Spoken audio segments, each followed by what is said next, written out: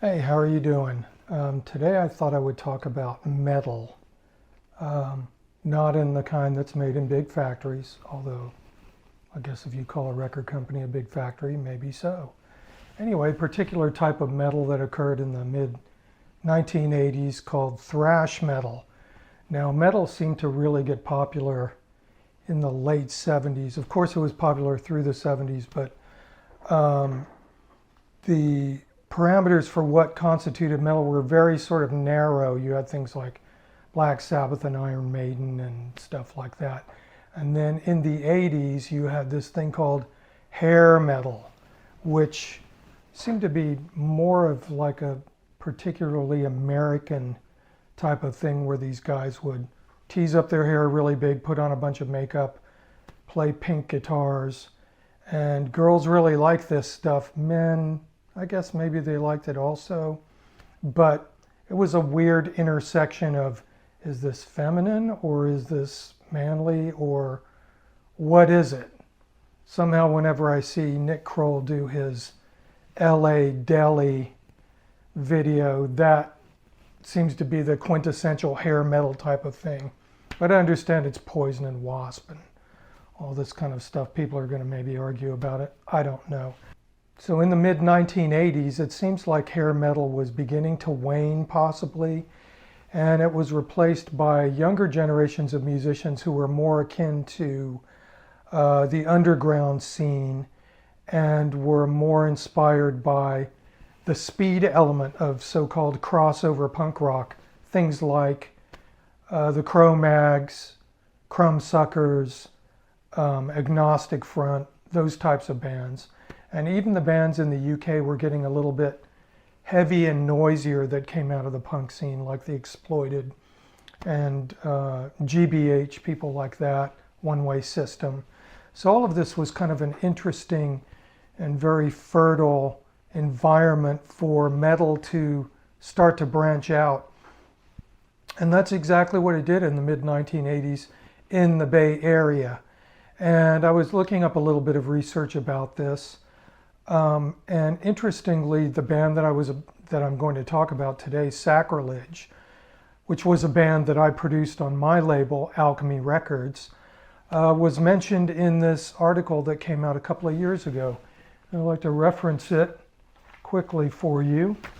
And it came out last year on the website Louder, which may be a physical magazine or not, but here it is.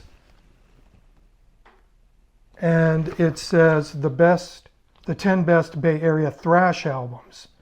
We challenged Death Angel vocalist Mark Osagueda to pick the scene's 10 definitive thrash albums. And Mark Osagueda, I never met him back in the day, but I really liked Death Angel. I thought they were a great band. Their band was really awesome and they sounded really good. I think maybe their record Frolic in the Park ended up on Metal Blade or something like that. But Metallica liked them so much that they had them open for them at the only time I ever saw Metallica back in the day, which must have been maybe 85. And I think they had just finished a European tour of supporting the Ride the Lightning album. And so this was kind of their homecoming gig. They played at the Kabuki Theater. They had Death Angel open. So that was a really awesome gig. Incidentally, a guy that I worked at Guitar Center with used to get white guitars for James Hetfield. I guess he really loved white Explorers and Vs made by Gibson. So whenever one came into the store, he'd kind of grab it and go, I'm saving this for James. So I think he actually got me a pass to that show, but it was an awesome show. It's the only time I've ever seen Metallica. And Metallica were obviously the kingpins of Bay Area crossover metal at that point. But there were a lot of other bands like Possessed, Exodus, Violence, Death Angel, and a few other bands. But Sacrilege was one of these lower echelon, kind of obscure bands, and I think they were all teenagers in their late teens, early 20s, and they were coming up in the scene. They would play at places like Ruthie's. This is 1985, 1986, and my band, Clown Alley, ended up on a couple of bills with them and some other metal bands. There was a really cool scene going on where some level of metal bands would play with hardcore, punk, thrash over bands, and vice versa. Magazines like Rock and Roll did not like this sort of unholy communion happening between these different types of bands, but the bands themselves were just, this is cool and it's fun and we all like to drink and have a great time or whatever. It was very communal and super cool. Anyway, back to this 10 best Bay Area thrash albums. Mark Osegueda picked 10 bands, 10 albums. 3 of them are Metallica albums. The rest are like Exodus, Possessed, Violence. He picks even one of his own records, which is super cool. That is the Frolic in the Park record, which is a great record.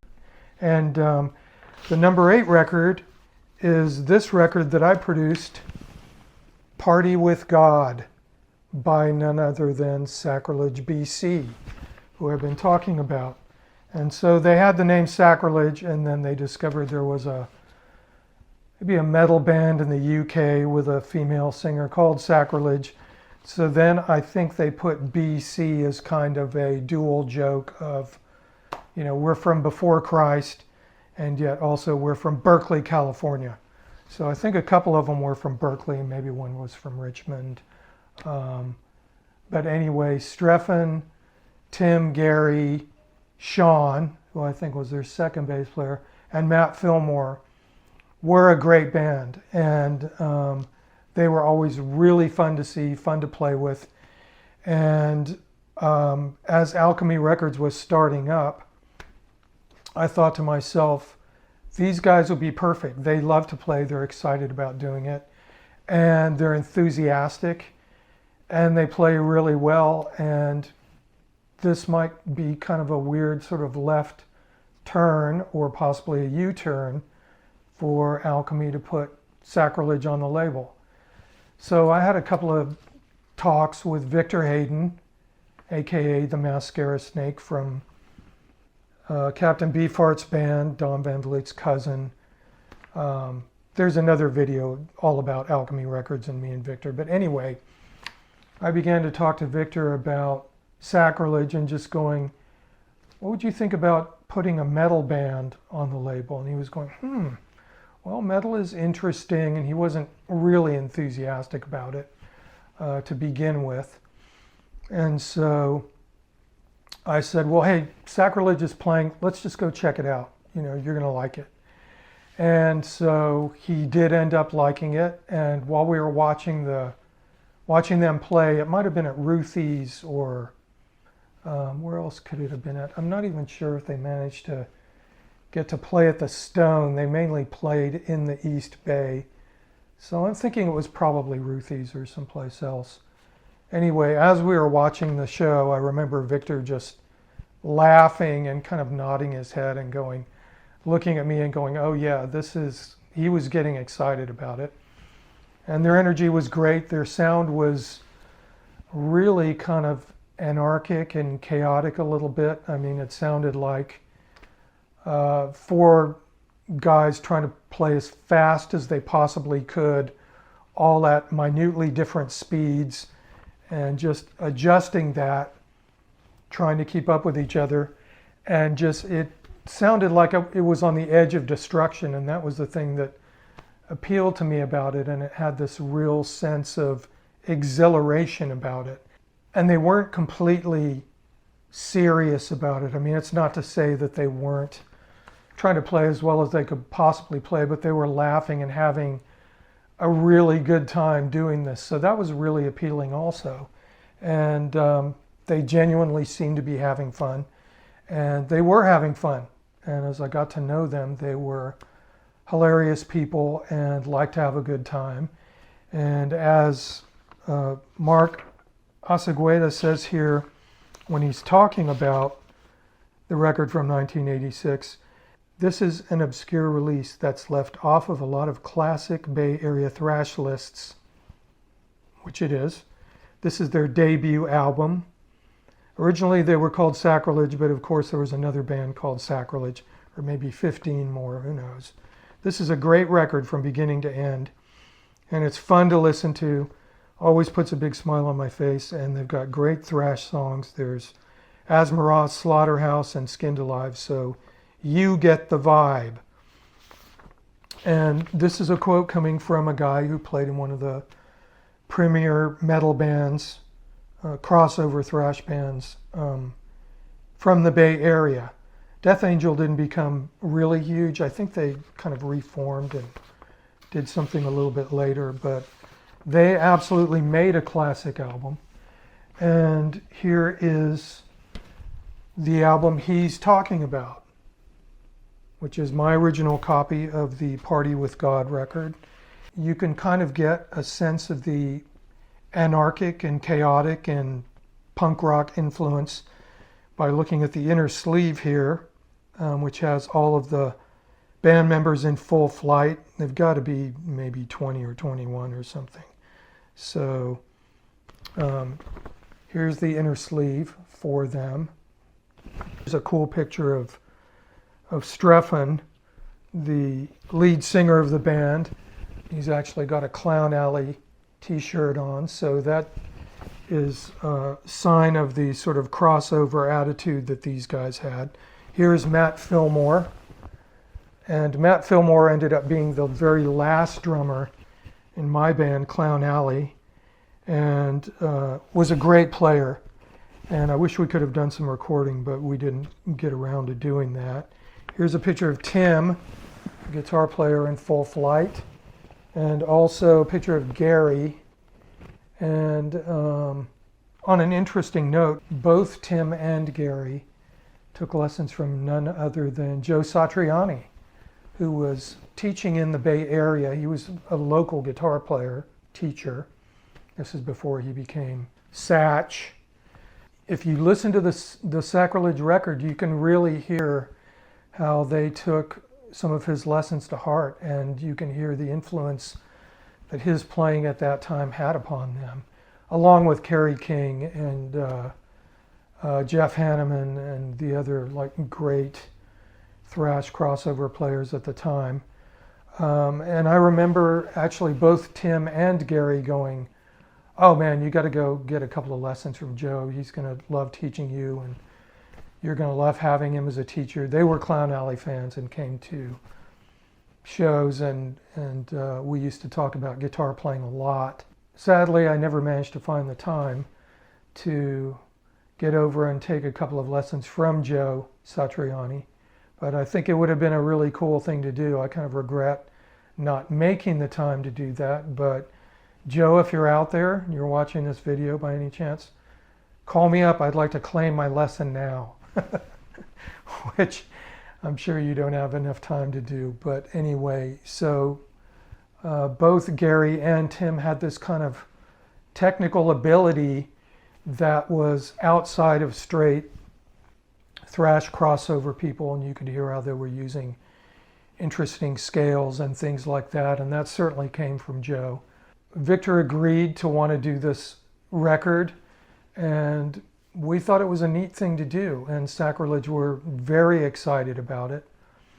And so we went to record the record at Starlight in Richmond, which was right in the middle of Cracktown back then, but it was this incredibly priced 24-track studio. And from what I understand, I think Sylvia Massey was a engineer there for a while, but we never managed to cross paths. The engineer that we used to do the Sacrilege record was a guy named Carl Herlofson. I'm not sure how we met him. Maybe he was a staff engineer at Starlight. I'm not really sure, but he ended up doing the Melvins record, Louis Porch Treatments, the Clown Alley record, Circus of Chaos, and he did the Sacrilege record. We did the Clown Alley record completely at Starlight in Richmond. We did the Sacrilege record completely there, both mixed and recorded. Melvin's record was done at Studio D in Sausalito and mixed at Starlight. So Starlight was a great sounding studio, analog 2-inch tape, awesome sounding.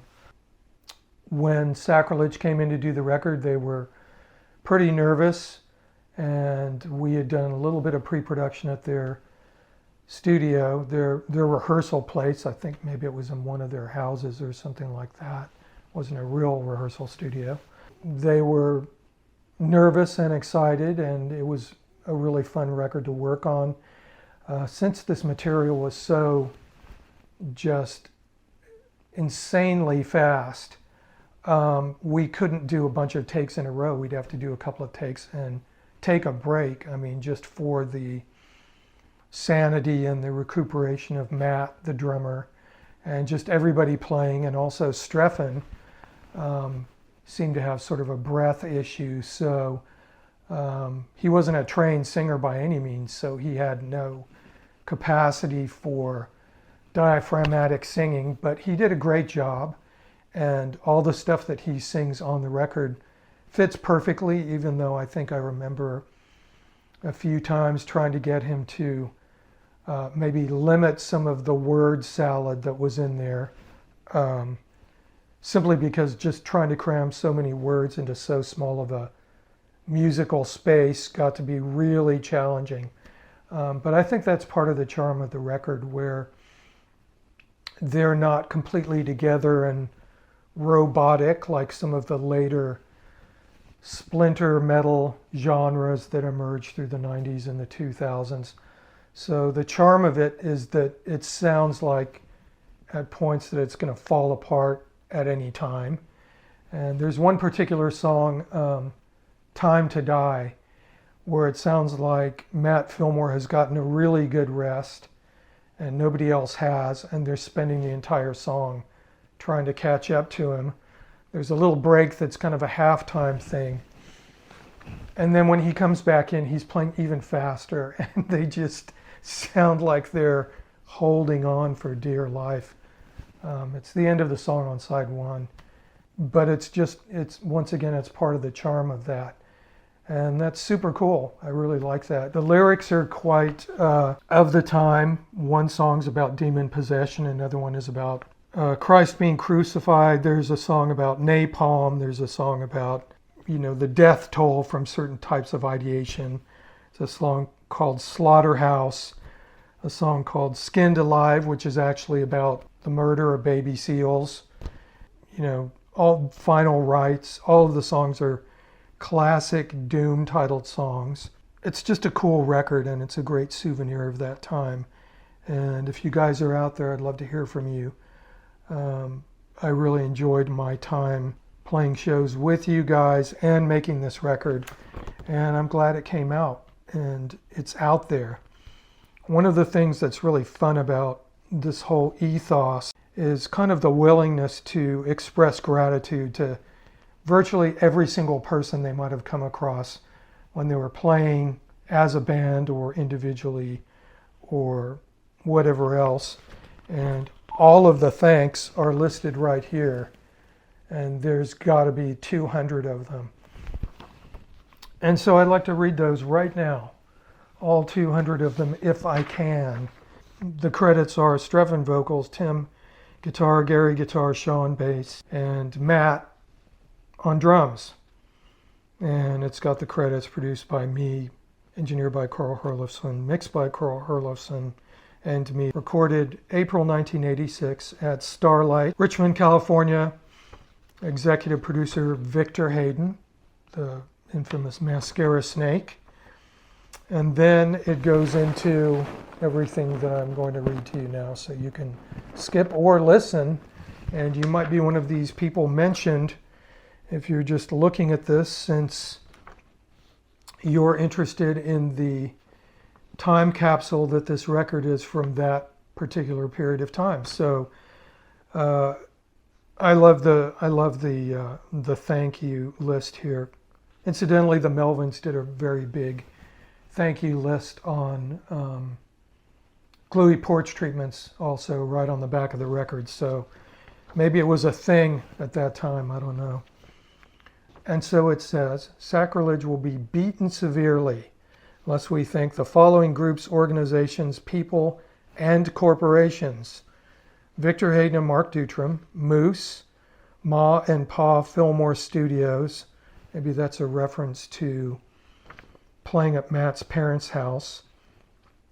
Joanne and Harold Howell, Barry and Heidi Taylor, Mary and Robert Wendt, Thelma Smith-son.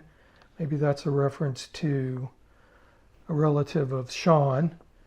Dave Edwardson, I think that's Dave from Violent Coercion and Neurosis, possibly. Mean Dean and the Bass Machine. Ellen Hansen, Joey Aben, the Albuquerque Skins. This is cool because they're actually thanking skinheads, I guess, in Albuquerque. Ranch Records, Brad. Stain, Decon, Tasha, Trash, Amber, The Beer Machine, The Punch, Maximum Rock and Roll, which is an interesting thank you because Maximum Rock and Roll would not review their record because they were a metal band. So it just shows you how it was not necessarily copacetic.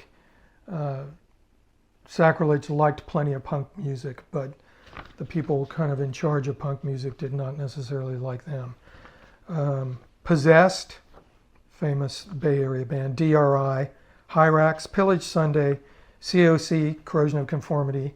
Sacrilege may have played a show with them.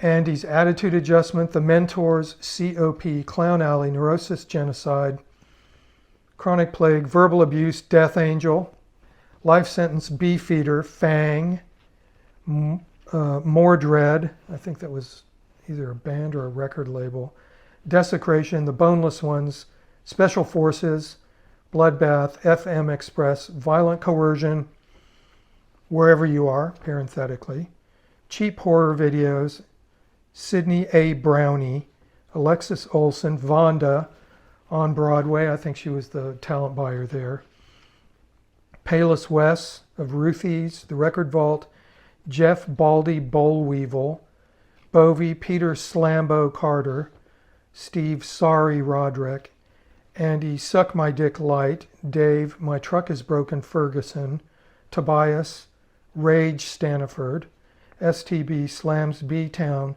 Joe Satriani, John Walls, Jeff Baxter, Ryan, Thanks for Your Help Sullivan, that would be Ryan from Violent Coercion, Ron Quintana, Susie P. Rock, Kent Jolly. Kent Jolly ended up working for Southern in London, who distributed Alchemy, and also worked for Maximum Rock and Roll. Kamala, or I think your name was pronounced Kamala, right? Kamala. Moose's Mom, Psycho Doctor, Carl Herlofson, The Mangled Munch, Catton, VJ, Cat, Rebel Productions, Anne, Davigny, Marissa Donaldson, Jason Story, Joe from 7 Seconds, Joe from Hyrax, John, Lucy, Heather, Tabitha, Swazi, Chris and Jenny Fetters, Leonard Taylor, Stephen Steal the Car Fillmore, maybe Matt's brother, I'm not sure, Mary Beth, our manager, went, Melanie Howell, Kinko's Copies, probably for making flyers, Pepsi's Liquors, Black and White, All Iranians that own liquor stores, Dave Cockroach Blum, Christine McDonald, The New Method, which is places where we used to play shows together, Buffo, Girls That We Had Sex With, parentheses, You Know Who You Are, parentheses, Thanks, Bomber, that would be the drummer from RKL, another Alchemy band, Noah Landis, Tony the Dude, Murray Bowles, the great Bay Area photographer, guy from LA, promoter Joe Wally at Phantom Records, Kathy Smith, evangelist from Taking Away Any Faith in God I Ever Had, all the dumb teachers that let us graduate, Dragon Studios, Sean's Medical Evaluations and Feet, parentheses, they both stink, Empty Kegs We Find in People's Backyards, Beer Everclear, Quaaludes at Disneyland, Jack Daniels, Beer Again, Beef Stew, Top Ramen, incidentally spelled R-O-M-I-N, Mac-E-D, Berkeley Bums That Buy Beer, in parentheses, the 4B Club, Donald Weintraub, Sharon Drody, Nikki and Tino, Swazi Butter, Keef, Funny Naval Coolers, All the Rides We Found Home, The House of Many Stairs, Guerneville, in parentheses, Chris Wagner, Jason Printy, Wendy, Judy, Cassie, Leonard, quote, Beetle Population O, Vincent's God Gift to the World Stevenson, KAWMHB, the No Pud Squad, all of our friends in the Bay Area, anyone who has even been to a show, and of course everyone we forgot to mention, Beer, oh, and Fuck Mool, and everything that we ever left on the roof of the car. So that's a lot of people, and I'd like to hear from every single one of them if they know or remember, because I think that might be kind of fun. And the Sacrilege record remains a testament, no pun intended, to a very particular moment in Bay Area music. I'll show you the back so you can get a taste of their ethos here, which is a very cool hand-colored photo of them standing there and exactly their approach to metal, which is great. I also have it on reasonably good advice that this record is going to be reissued by a label with a decent profile, so you'll probably hear about it if you're into such things. And so it deserves it, and you should keep an eye out for it. And so that's my take on this, probably the only metal record I ever produced. And I'd like to produce more metal. I think it's fun. Metal can be fun. So thanks for watching, and listen to Sacrilege.